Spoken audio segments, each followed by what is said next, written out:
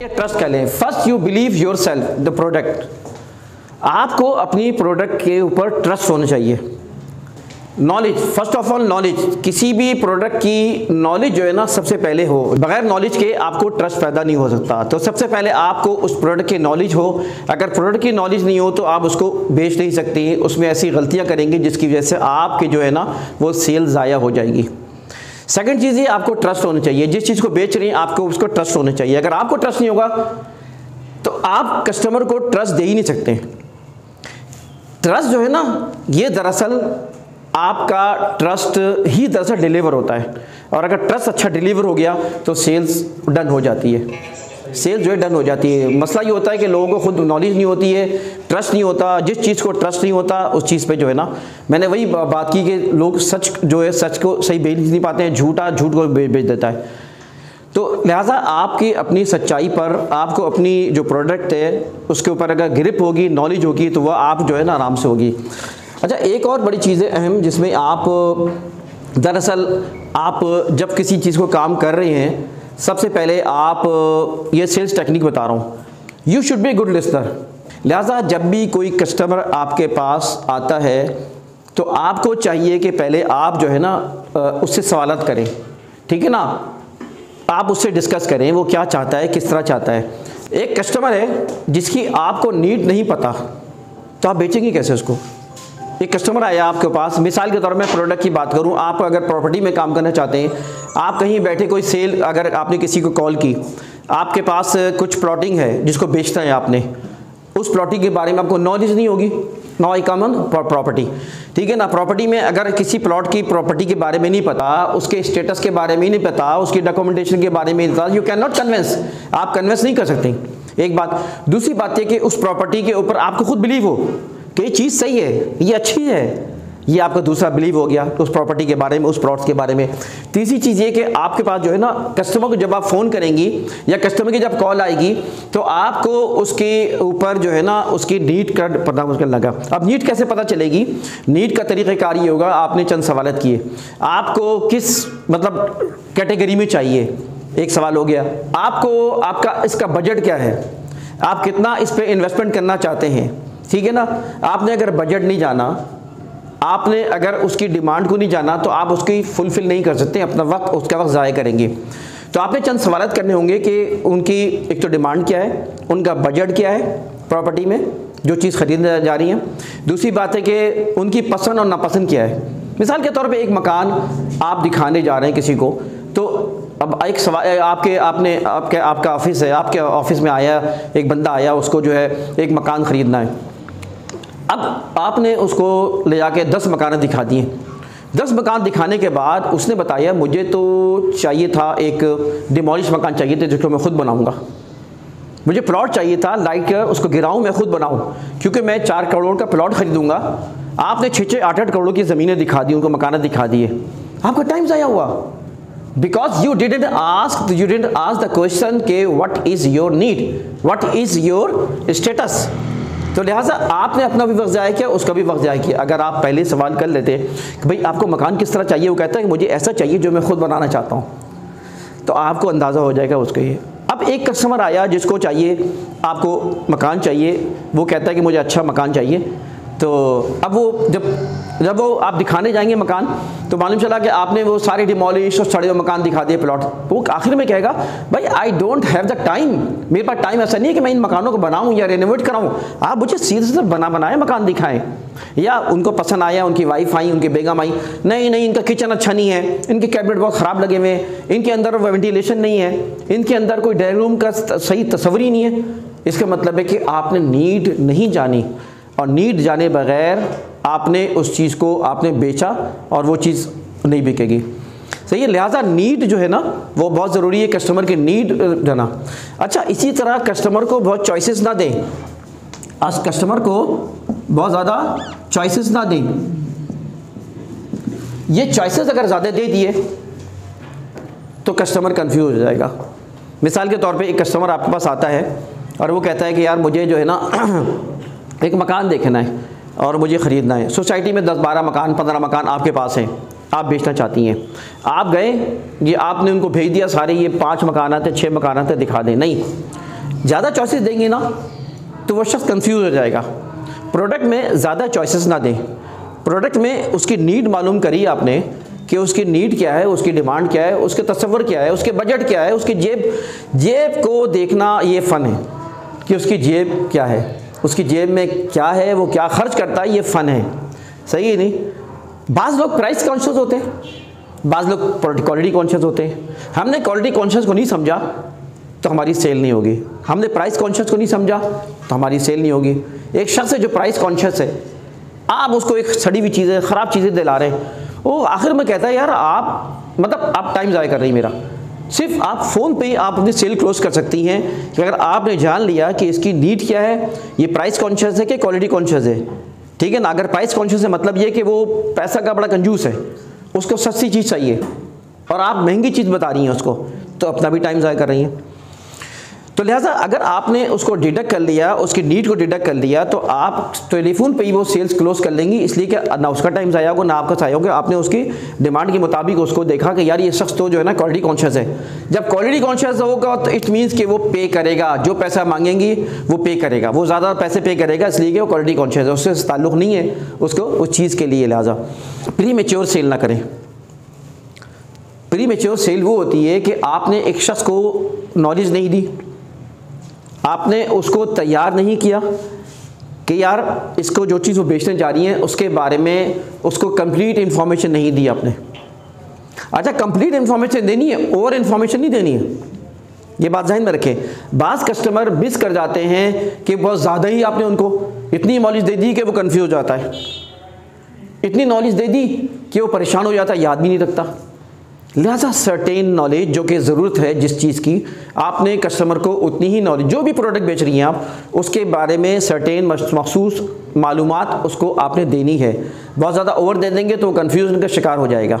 ज़्यादा चॉइसेस नहीं देनी है, इसलिए कि मज़ीद चॉइसेस में फिर मज़ीद टाइम लेगा, और याद रखें सेल में अगर टाइम मिल गया तो वो सेल गई हाथ से। इसलिए कि आपको उसने एक चीज़ पसंद कर ली ना, जब पसंद कर लिए तो फिर आप उसकी तरफ आहिस्ता आहिस्ता बढ़ें कि भाई अब ये चीज़ हमें बेचनी है।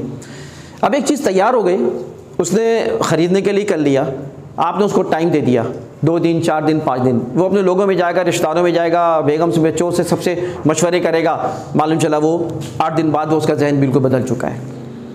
तो मैं कहना ही चाह रहा हूँ कि मैच्योर सेल करें, प्री मैच्योर सेल ना बेचें। आप ये बात जहन में रखें, जब कस्टमर तैयार हो जाता है, कस्टमर जब पक जाता है तो फिर आपने टाइम नहीं देना उसको। फिर क्या कहना है आपने, सर अपना नंबर बताएं, शर्माना नहीं है नंबर मांगते हुए, सर आप कितने पैसे दे रहे हैं। Don't give the choice.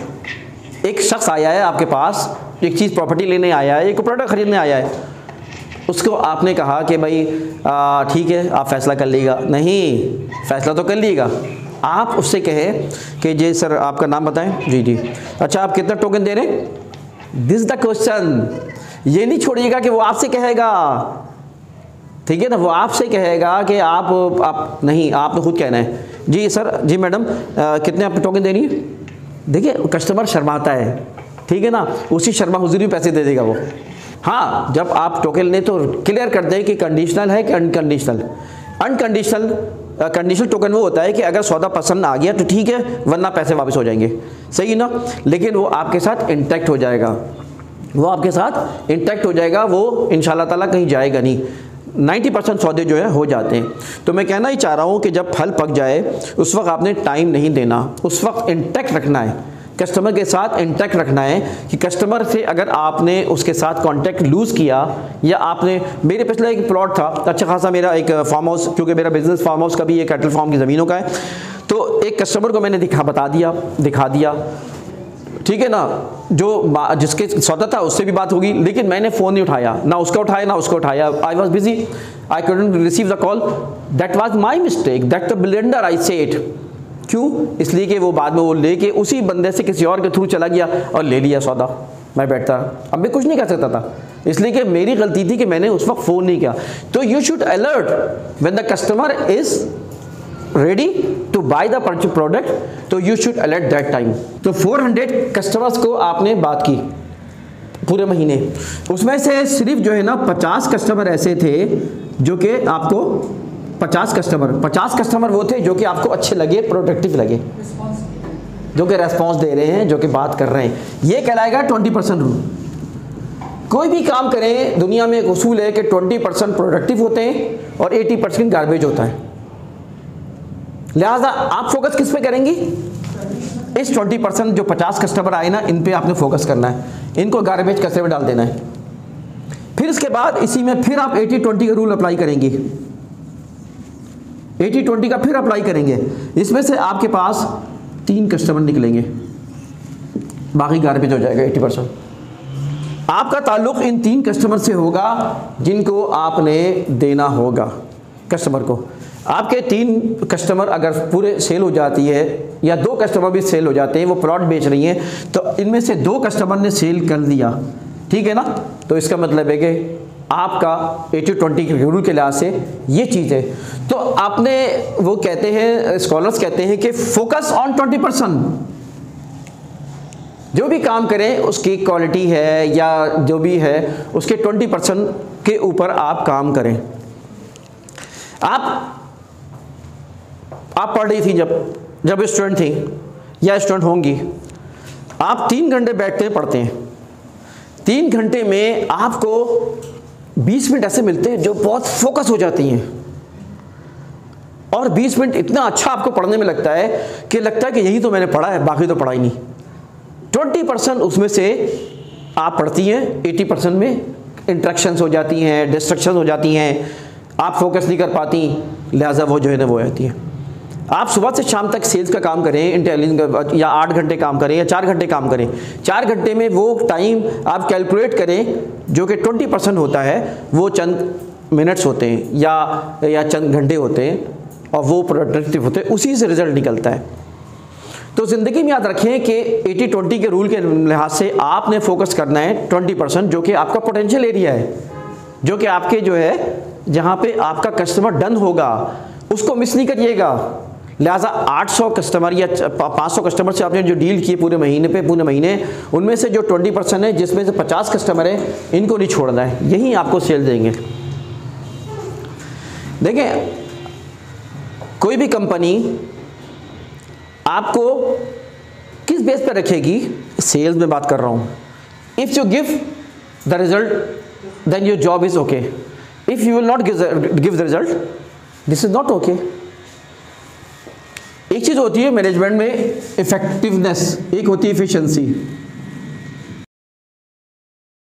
होती है इफिशिएंसी, एक होती है इफेक्टिवनेस। व्हाट इज डिफरेंस, क्या फ़र्क है दोनों में? हाँ, एक एफिशिएंसी तो उन्होंने बताया, इफेक्टिवनेस ऐसा है कि अगर प्रोडक्ट इतनी इफेक्टिवनेस है तो आपने कितनी एफिशिएंसी से उसको शो किया, this would be also answer. और एक ये होता है कि आपके अंदर जो इफेक्टिवनेस है लेकिन आपने उस एफिशिएंसी से वो इफेक्टिवनेस शो नहीं किया। सही है, सही है।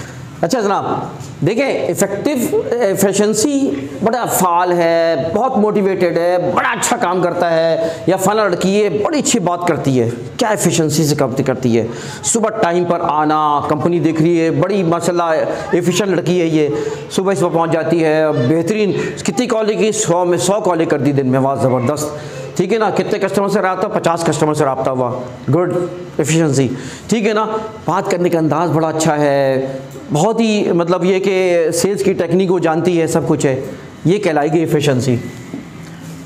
उस लड़की ने काम किया, जॉब कर रही है, सैलरी ले रही है, पूरे महीने काम किया, ठीक है ना, उसके मुकाबले में एक दूसरी लड़की है, वो काम कर रही है, लेट आती है, ठीक है जी, लेट आती है, काम में ढीली है, कॉलेज करती है तो बस आधी भी कॉलेज नहीं करेगी उसके मुकाबले में, सही है। उसके अलावा जब वो बात करेगी तो भोंडा अंदाज है, सही बात भी नहीं करती, सही है ना। इसी तरह 4 चीज़ें और हैं। एंड रिजल्ट के 3 महीने गुजरे, 3 महीने जब कंपनी ने देखा तो एक ने की 2 सेल जो कि बड़ी इफिशिएंसी थी, जिसके अंदर बहुत इफेक्टिव ऑफ इफिशिएंसी थी, लेकिन दूसरी की ये थी कि 4 सेल नहीं की उसने, 50 सेलें की या 20 सेलें की, एक ने 3 की, एक ने 20 सेल। कंपनी उस लड़की को फायर कर देगी जो बड़ी इफिशिएंसी थी, उसके अंदर बहुत इफिशिएंट थी, बड़ी इफिशिएंसी थी वो कंपनी कि किसी काम की नहीं जिसने रिजल्ट ना दिया। और जिसने रिजल्ट दिया कंपनी उसको रख लेगी। ये कहलाती है इफेक्टिवनेस। सॉरी, ये इफेक्टिवनेस। इफेक्टिवनेस वो होती है जो रिजल्ट ओरिएंटेड होती है। इफेक्ट क्या पड़ा भाई, तुमने बड़ी अच्छी सेल्स की, बड़ी अच्छी गुफ्तगू करते, एक सेल्समैन है, बड़ा स्मार्ट बन के आता है, बड़ा ज़बरदस्त कराता है, वो घोड़ा दौड़ाता है, बाइक चलाता है, इंग्लिश बड़ी ज़बरदस्त बोलता है, सब कुछ करता है। भाई महीने के तुमने सेल ही नहीं दी, खा क्या कमारा, कुछ नहीं किया। एक कंपनी को ये नहीं चाहिए, इफिशिएंसी नहीं चाहिए, do busy look busy do nothing, ये नहीं चाहिए। ये कहलाती है लुक बिजी डू नथिंग, ये कहलाती है इफिशिएंसी। इफेक्टिवनेस वो होती है जो रिजल्ट ओरिएंटेड होती है। भाई काम करो, एफिशिएंट रिजल्ट दो, काम करो, स्मार्ट वर्क करो, जिससे सेल्स क्लोज हो। अगर सेल्स की बात हम कर रहे हैं, ठीक है ना, हम गधे गाड़ी नहीं चला रहे ना, हम कोई और काम तो नहीं कर रहे ना, हम मिट्टी तो नहीं खोद रहे, पहाड़ बस खोदना। बात यह है कि एक पहाड़ खोदने वाले को भी इफिशिएंसी वो ये होती है, काम उसको इफेक्टिव रिजल्ट देना होता है कि तुमने पहाड़ खोद डाला, ये हो गई इफेक्टिवनेस। इफिशिएंसी बड़ा ज़बरदस्त है, कई घंटे काम करता है, बहुत मजबूत है, लेकिन नहीं, ये नहीं चाहिए। लिहाजा हम ये कहते हैं सेल्स में, मैनेजमेंट में कि we don't need the efficiency, don't need of efficiency, we need effectiveness. Result आना चाहिए, जो रिजल्ट देता है वो कंपनी में सितारा बन पाता है, और जो रिजल्ट नहीं देता उसकी कोई जगह नहीं है कंपनी में। कोई कंपनी आपको रखेगी नहीं, आप खुद भी अपना नुकसान करेंगी जब आप रिजल्ट ओरिएंटेड ना हो।